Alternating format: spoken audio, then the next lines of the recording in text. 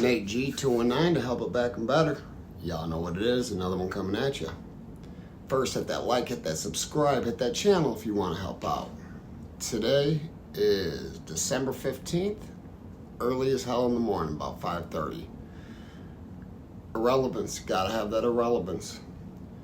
Today I'm going to be bringing a reaction video about something that's happening way too often, not just in Indiana, but all over this country. And a lot of states are bringing light to it, but for some odd reason, nobody in Indiana is bringing much light to it. There'll be quick snippets on the news like this, but I don't even get this news at home. This video was sent to me by my buddy Corey Allwood, you guys know. But let's get to reacting. But first tonight, Madison County officials say a Pendleton Corrections officer was caught trafficking drugs and having a sexual relationship with an inmate. She's the second corrections officer charged in less than 2 weeks. CBS 4's Scarlett O'Hara explains why officials say these crimes are not as unusual as they seem. A corrections officer is accused of ending up on the other side of the law after police say she tried smuggling hard drugs into Pendleton Correctional Facility here where she worked this week using an unsealed fruit punch flavored body armor bottle just like this one. So, everybody knows it's the guards that are usually bringing it in. And a majority of the time, it is the female guards. A lot of times it is guys, but the female COs are the ones that usually get away with it. Now, an unsealed drink, you're stupid. You're stupid. You belong in jail. You should have never been hustling. You're not made to hustle. If you're going to try to walk into a prison with an unsealed bottle with dope in it, come on. Court documents say 26-year-old Shakira Graham carried the bottle past metal detectors at the start of her shift, but because the seal was broken, other staff members searched it, and inside was meth and fentanyl. Investigators then learned she was having a sexual relationship with a convicted murderer, currently serving 60 years. He gets to the point. Okay. In that prison, it's one of 3 maximum security prisons in the state of Indiana for state facility. A majority of that prison, everybody has unalived somebody. Something like 80%, 70 to 80% have unalived somebody. Even more of that is violent crimes.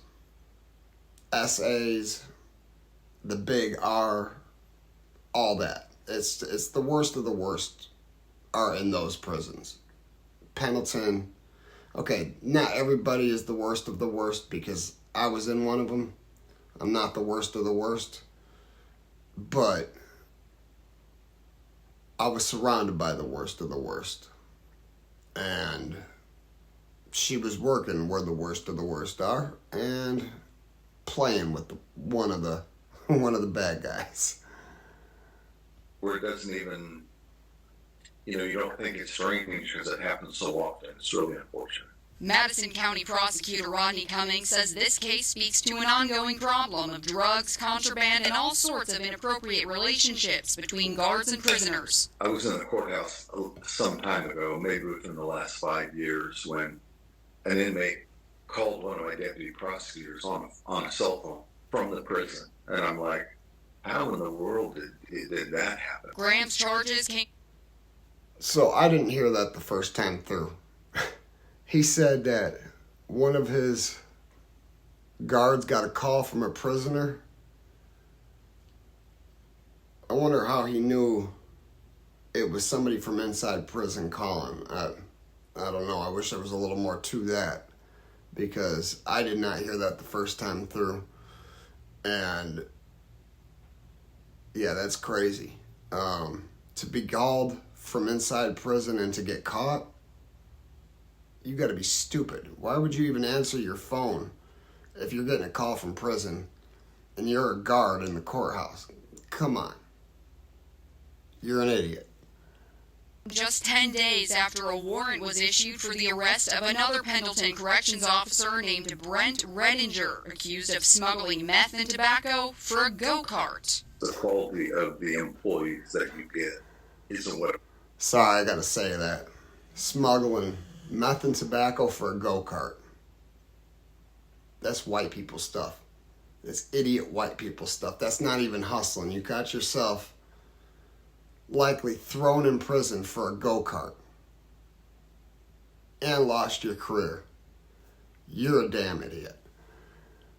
Once was, you need bodies, but sometimes you hire people you might not otherwise hire because you have a limited pool of people who are available. In a brief statement, a spokesperson for the Indiana Department of Corrections said they're committed to ensuring safety and take allegations of misconduct seriously, but cannot comment on specific personnel matters. Monitoring the people who come in and out of the facilities a lot closer than they are, whether that's possible without making unreasonable risks to health and intrusions on individuals' personal liberties. Those are issues that the DOC needs to deal with. Online court records show Shakira Graham was scheduled to be in court this afternoon, but at last check, no other updates in her case have been made public. In Pendleton, Scarlett O'Hara, CBS 4 News.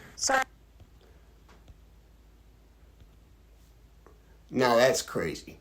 That's just crazy. So, this woman was sleeping with an inmate who really cares what he did. Listen, if you surround yourself by, this goes for men and women, because I have experienced a relationship of a sort with a CO, not in prison, but in jail. This was a long time ago. And when a guy or a woman is attracted to a man and that man is able to talk, it's not that hard. They spend 50% of their day. They got 12 hours on, 12 hours off. So they spend a lot of time with these inmates. And if they're in close quarters, it's you talk, and next thing you know, you get what you want. And a lot of guys do this. Now, I've never heard too much about the female facilities getting too much contraband. Like one of my exes had done some time and they never saw any cell phones or anything like that. There was some tattooing going on, but nothing really that dramatic. You never hear anything that dramatic in a women's prison. But the men's prison, this is constant. Somebody's always getting busted bringing something in. I remember 2 in 1 week up here in Michigan City. 2 guys in 1 week. We were sitting there listening to the radio.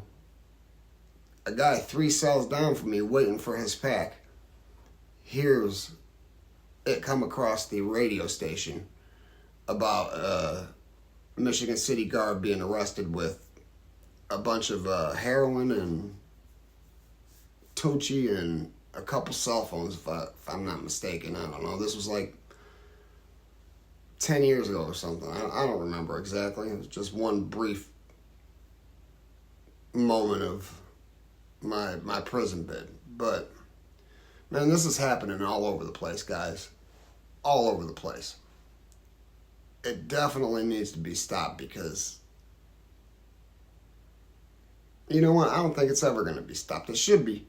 It should be, because people are usually coming home with more problems than they went in with. That's without a doubt. Not always necessarily drug problems. Like, I went in with a drug problem. I came home staying like this. But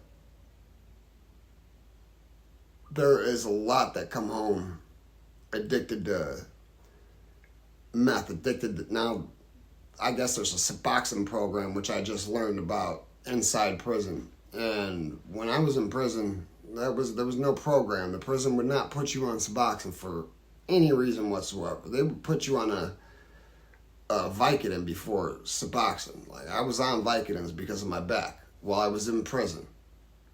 I mean, I had to go down to the med hall, but they didn't even care if you took it. They hand you a cup and you took the pill, they didn't even look. No check your mouth, nothing.